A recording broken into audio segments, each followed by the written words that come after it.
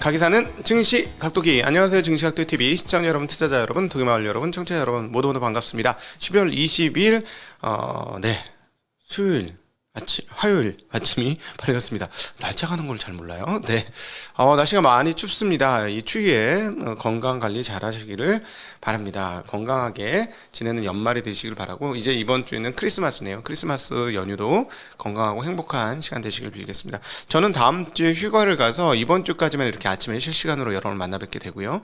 다음 주는 아마 녹화된 영상으로 아침에 여러분을 보게 될 것 같습니다. 자, 미국 시장, 제목은 연준이 이긴 건가? 누구한테? 채권 시장한테.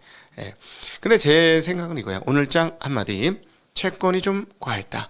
채권 가격이 조금 너무 자기네 해석대로 너무 달렸습니다. 3.5 밑에까지 10년물 금리가 내려갔었거든요. 그 정도까지는 아닌 것 같은데, 왜냐하면 연준의 태도를 보건대 연말까지 금리를 내린다고 할지라도 그들이 생각하는 것처럼 그 정도까지 많이 내릴 건 아닌데, 거기까지 10년물 금리가 내려갔어야 했어? 즉 채권 가격이 거기까지 올라갔어야 했어? 너무 니들 마음대로 아니야? 라는 생각이 좀 들었는데 결국 오늘 뱉어냈습니다. 10년물 금리가 상당히 큰 폭으로 밀리면서 마감을 했죠. 일단 먼저 채권시장 동향부터 먼저 살펴보도록 하겠습니다. 채권시장이 오늘 가장 큰 흐름들을 보여주었는데요. 10년물 금리를 한번 보세요. 10년물 금리가 거의 10bp 정도 떨어졌어요. 굉장히 많이 떨어졌습니다. 그리고 장기물들 보시면 장기물 금리가 다들 금리 폭이 많이 올랐죠. 그러니까 가격이 떨어진 거죠. 금리가 올랐다는 건 가격이 떨어진 거니까. 그리고 2년물도 가격이 떨어졌습니다. 금리가 꽤나 높게 올라가는 양상을 보여줬고, 3개월물마다 금리가 오히려 좀 떨어지는 그런 양상 보여줬습니다. 모든 월물들이 초단기물 외에는 다 금리가 올라가는, 즉 채권 가격이 떨어지는 3.488이었어요. 그러니까 좀 과했던 흐름들이 이제 좀 감했다, 이렇게 정리해 볼 수 있겠습니다. 자, 채권 시장 떨어졌는데 왜 그럼 주식시장 왜 떨어졌냐? 채권 시장이 떨어진 이유를 보면 알 수가 있죠. 채권 시장이 떨어진 이유는 연준에서 너희들 자꾸 그런 식으로 근데 우리 그 정도 아니야. 그 정도 아니거든. 이라고 생각을 하는 거죠. 너희들이 생각하는 그런 날이 오지 않아. 그러니까 좀 긴장 좀 해. 했는데 그게 이제 채권 시장만 긴장한 게 아니라 주식시장 입장에서도 금리를 계속 그렇게 올릴 거야. 그럼 어떡하지? 이런 생각을 하게 만들었죠. 그래서 이렇게 좀 빠진 거다라고 정리해 볼 수 있겠는데, 자, 패드워치를 한번 살펴보도록 하겠습니다. 패드워치를 보시면, 자, 이게 지금의 상황이죠. 지금의 상황인데, 한번 패드워치 좀 눌러주세요. 제가 누르기가 좀 힘들어서. 자, 지금 상황들은 얼마예요? 4.5에서 4.75 다음번 금리 인상에서 0.25% 금리 올리겠다는 게 67%입니다. 그리고 0.5% 올리겠다는 건 33%예요. 자, 그 다음 볼까요? 자, 3월 22일이에요. 3월 22일에는 한 번 더 0.25% 더 올려. 0.25% 정도는 지금보다는 한 0.5% 오를 거라는 게 제일 많습니다. 54%예요. 그래, 뭐 그렇겠지. 자, 요게 문제가 아니고 그 다음 보세요. 5월 3일입니다. 5월 3일에는 5%까지 금리를 올리고 나서 그 다음 추가로 더 올릴 것인가에 대해서 확률이 23%밖에 안 돼. 23%밖에 안 돼. 그냥 지금부터 0.5% 더 올리고 51.8% 올리고 끝낼 확률을 더 높게 보는 거예요. 자, 그 다음 볼까요? 6월 14일 보죠. 자, 6월 14일 보시면 똑같습니다. 6월 14일 보시면, 자, 여기가 48.3%, 지금부터 0.5% 정도 금리 올린 자리로 그냥 생각하고 있는 게 여전히 제일 많아요. 거기서 추가로 금리를 올린다? 5%대 26.7%예요. 안 올라가요. 자, 그 다음 보죠. 7월 26일. 자, 7월 26일 봅시다. 7월 26일도 여전히, 근데 말이죠, 오히려 이쪽이 늘어나요. 4.5에서 4.75. 이게 28%?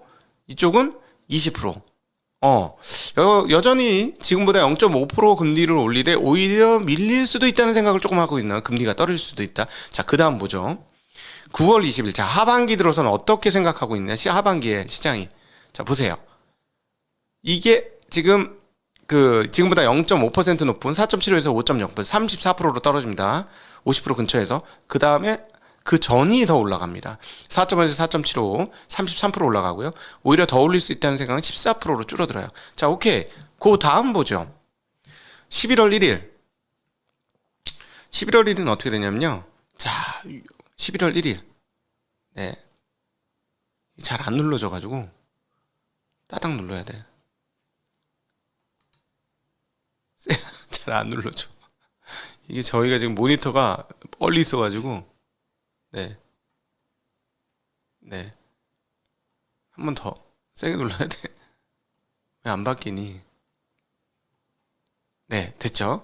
자, 보시면 여기가 제일 높아요. 이건 뭐냐? 4.50에서 4.75가 33.5%예요. 그리고 아예 5% 이상은 12.3%, 지금보다 0.5% 올리는 4.75에서 5.00은 31%. 오히려 떨어지는 쪽으로 한 번은 떨어뜨린다라는 생각이 있어요. 자, 오케이. 마지막 갑시다. 12월 13일. 자. 잘 안 찍혀. 찍혔다. 자, 12월 13일. 자, 12월 13일 볼게요. 12월 13일 보시면, 여전히, 자, 이거 보세요. 여전히가 아니야. 여기서 이제 보세요. 지금보다 0.5% 높은 자리 4.7에서 5.0은 11.7%밖에 안 봐요. 아예 5% 이상은 아예 안 봐. 1.7%야. 4.5에서 4.75, 30% 보고요. 오히려 지금과 같은 4.25에서 4.50, 33% 봅니다. 즉, 한두 번 지금보다 금리를 더 올린 0.25%씩 약 두 번 정도에 올린 다음에 연말로 가면 금리를 떨어뜨릴 거라고 생각하고 있어요. 시장이. 페드워치, 그러니까 시장의 생각이 이렇다는 거예요. 자, 연준은 어떻게 하고 싶어? 연준은 조지고 싶죠, 이거를. 이 심리를 조지고 싶은 거예요, 연준은. 그러니까 메리델리 샌프란시스코 연은총장 이렇게 얘기하지. 도대체 왜 인플레이션이 금방 끝날 거라고 생각하지? 나는 모르겠다, 우리는 모르겠는데 니들은 왜 그렇게 시장이 생각하지? 라고 얘기하는 거죠. 네. 자, 그래서 여기서 이제 재미난 포인트 하나가 있는데, 저희가 이제 걱정하고 있는 바는 연준이 혹시 오버킬하는 거 아니야?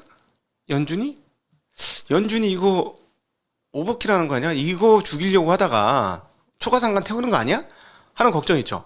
예를 들어 여기서 금리가 5.25에서 5.50 정도까지 간다면, 시장이 말을 안 듣는다고 세게 간다. 0.5%씩 두 번 더 올려. 어떻게 될까? 근데 그럴 여지가 전혀 없는 건 아니죠. 그거에 대한 걱정도 시장이 조금 하고 있다라고 보여주는데, 왜 그러냐면, 자, 봅시다. 연준은 어떤 걸로 결정을 할까요, 금리를? 결국은 고용 데이터 디펜던트 할 것 같은데. 자, 고용 상황들 우리는 계속해서 확인하고 있죠. 일단 구글 트렌드 한번 오랜만에 처음으로, 우리 여기선 처음이구나.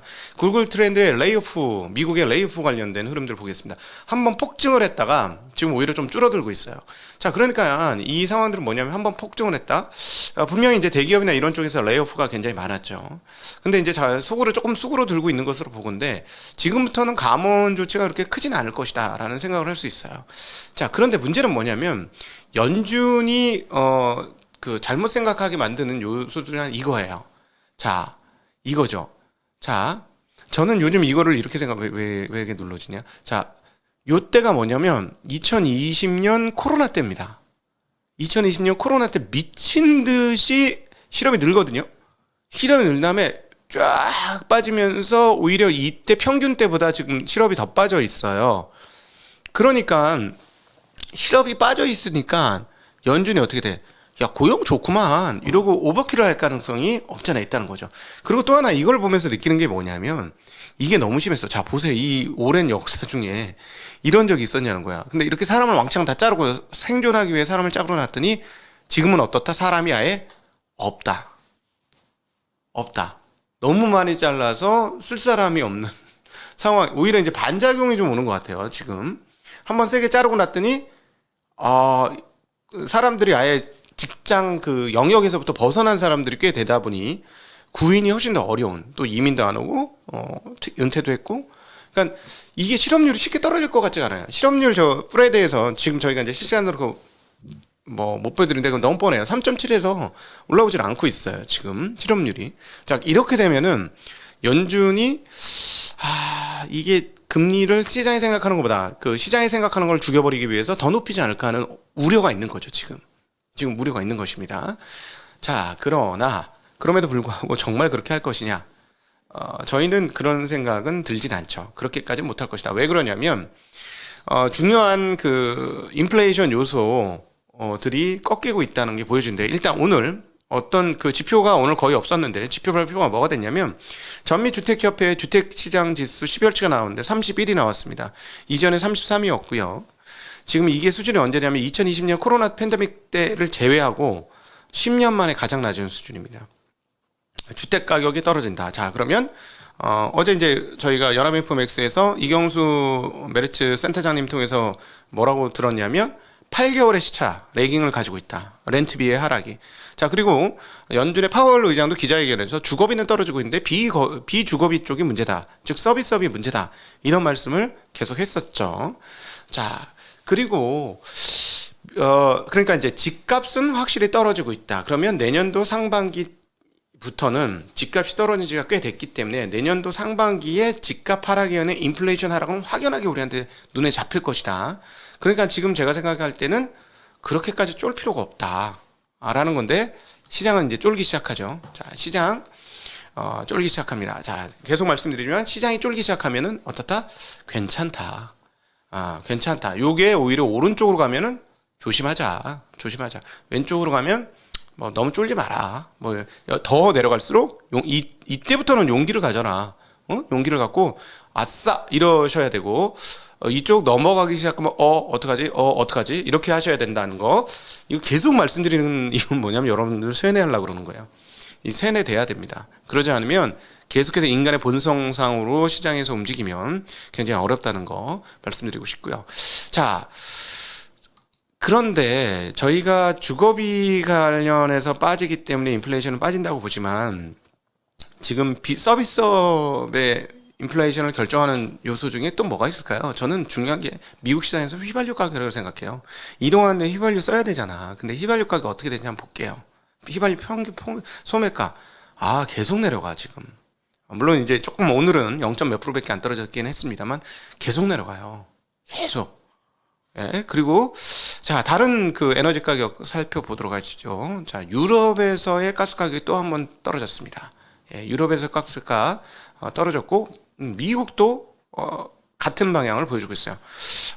우리는 추워가지고 가스 많이 쓸 것 같은데 이쪽은 아닌가 봐요. 하여튼 가스 가격이 떨어지고 있다는 거. 자, 그러니까 인플레이션의 요소 자체들은 계속 떨어져서 내년도 상반기에 인플레이션이 안 떨어질 수가 없다라는 게 보여지는 상황이고요.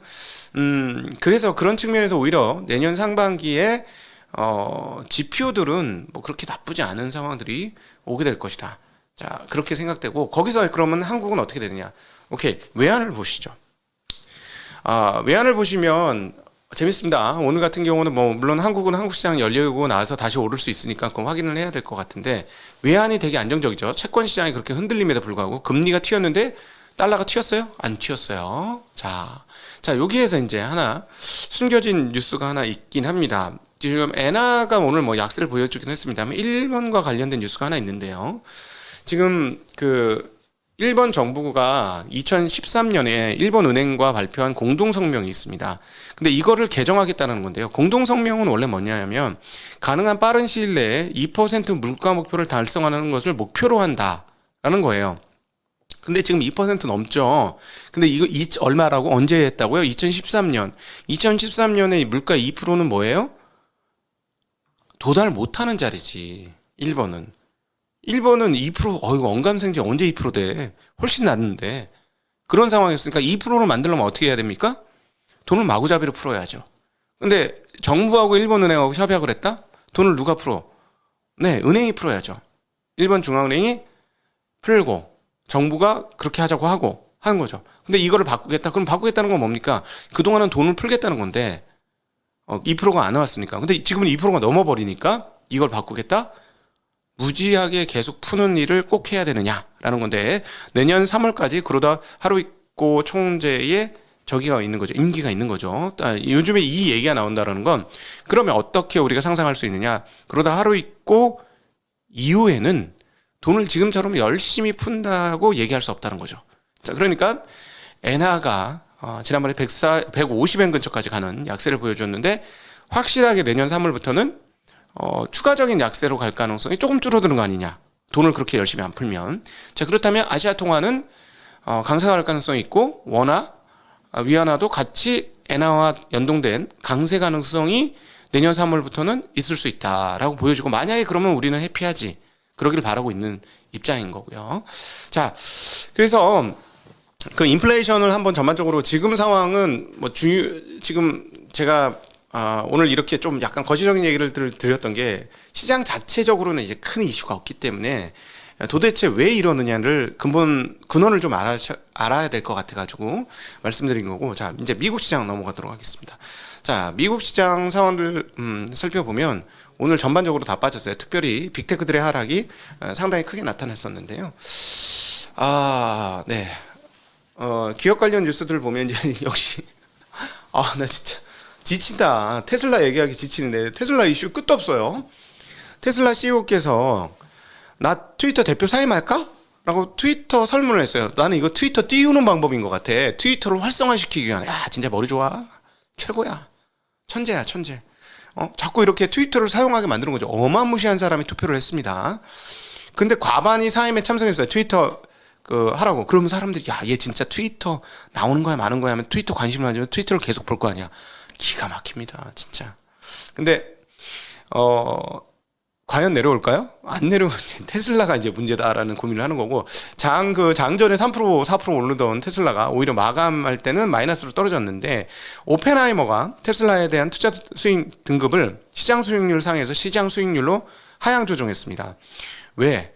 일론 머스크가 트위터 경영과 관련된 논란 속에 있고, 이는 테슬라와 분리할 수 없는 상황에 이르렀다라고 하면서 오펜하이머가 투자 등급을 하향했습니다. 그래서 오히려 올라야 될 자리에서 떨어졌고요. 빅테크 기업들은 전반적인 시장 하락과 더불어서 떨어졌고, 재미난 거는 과 관련된 엑슨모빌은 파이퍼 샌들러가 최선호주로 선정하면서 조금 올랐습니다. 그리고 메타가 많이 빠졌는데요. 메타는 반독점 금지법을 유럽에서 위반했다는 예비 의견이 나오면서 4%의 큰 폭 하락을 기록하는 양상 보여주었습니다. 자, 오늘은 전반적으로 이렇게 거시적인 이야기를 좀 드려봤는데요. 왜 이런 이야기를 드렸느냐, 현재 상황이 도대체 왜 이렇게 빠지는지에 대한 이해를 해야 될 것 같아서 말씀을 드렸고, 그러면 정말로 겁내하는 상황이냐, 제가 보기에는 연준이 원하는 정도로 시장이 좀 제어가 된다면, 채권 시장과 주식 시장 모두 제어가 된다면 연준의 발언 강도가 더 세게 나올지는 잘 모르겠다라는 거죠. 이번에는 누가 연타를 냈냐면 메리데일리 샌프란시스코 연은총재가 이 얘기를 한 게 저는 상당히 충격이 컸다고 생각이 듭니다. 메리데일리 샌프란시스코 연은총재는 대체적으로 비둘기적으로 우리가 해석을 했는데, 이분이 왜 시장이 인플레이션을 낙관하는지 모르겠다라고 얘기한 게 상당히 크게 영향을 미치지 않았느냐라는 생각이 들고요. 자, 이 이후에도 연준 인사들의 발언들이 있을 거고, 주말에 PC 가격 지수가 나올 겁니다. 그게 과연 어떻게 될 것인지 여부 잘 보시면 좋을 것 같고요. 제가 보기에는 확실히 CPI가 떨어지니 내년도에는 떨어지는 CPI에 과연 시장이 어떻게 될 건가를 지금은 한번 고려를 하고 있어야 되는 상황이 아닌가 싶습니다. 네, 감사합니다. 조금 이따 질의응답 시간으로 넘어가도록 하겠습니다. 함께해 주신 분들 감사드립니다. 안녕.